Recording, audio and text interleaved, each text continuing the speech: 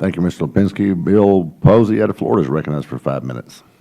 Thank you, Mr. Chairman, and thank you for holding this hearing and bringing these great witnesses in here. And I hope if we have any more, we also might have representatives from some organizations that represent literally the concerns of millions of other Americans, and I'm talking about SEMA, the Specialty Equipment Marketing Association, the AMA, the American Motorcycle Association, the Antique Automobile Club of America, and many other groups that have had their members suffer since the introduction of corn into their gas tanks. I'd like to ask each member of the panel just their opinion, yes or no, if you could, if you agree with this statement. The greater the amount of ethanol added to gasoline, the less efficient the gasoline is. As I said earlier, as you add more ethanol into gasoline, the energy content does decrease. So that's a yes. So yes. Yeah. One word. I cannot do it in one word.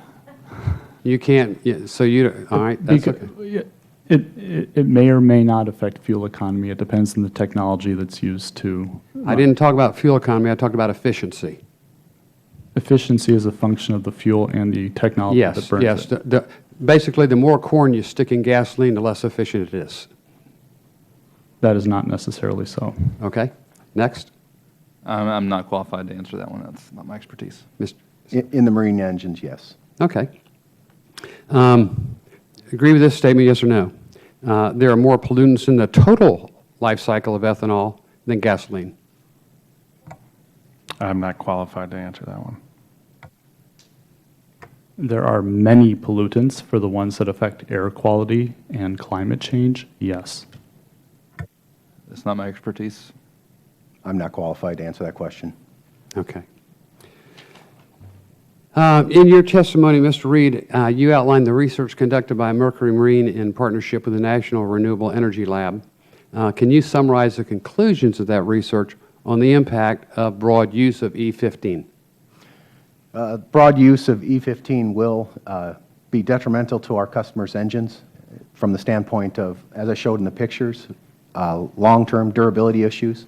We showed increased temperatures in addition to compatibility issues with the fuel system that could lead to leaks in addition to the boat. And the key thing there is our legacy fleet is 40 years old.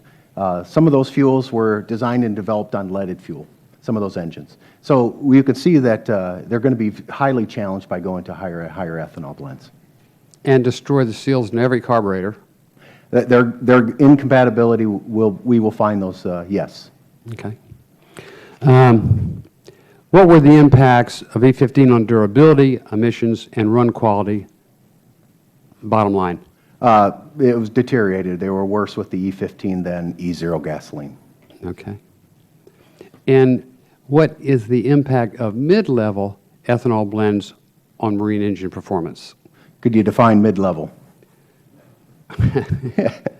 Yeah. E10 plus? Yes, E10 plus. E10 plus will be similar results to our E15. It'll just be accelerated. The failures will occur faster if it's above E15 than what was shown in our study. Okay. And any thoughts about the human safety, environmental, and technological concerns associated with ethanol blends over 10% in recreational boat fuel tanks and engines? I think the key thing is when you get stranded out on open water, be it a very large lake or the ocean, there is no tow truck that can come get you. It's a challenge and it's fearful. That's why our boating community has twins, or at least 2 engines on their back of their boat, redundant systems similar to an airplane. So when they do go offshore, they can get back. So our concerns would be around people getting stranded and that potential risk. In addition to, as I outlined in my testimony, older fuel system in the boats were not certified for anything above E10. Okay. And what are the potential impacts of widespread sales of E15 on the boating industry? From the standpoint, the data supports that the engines will be at risk from a durability standpoint. I can tell you if those people that lose engines, that their engines fail, are going to turn around and buy new products, or they're going to get out of boating. One thing about boating is that it can be challenging at times to get to the water and enjoy the day. And we certainly don't want our consumers turning around and say, that's not right, that's not where I want to spend my time, I'm going to go elsewhere. So we work very hard in the marine industry to make boating very easy. We add additional technologies where required to help the boater out to have an enjoyable day so that when they're on the water with their family, it turns out to be an excellent day. Thank you.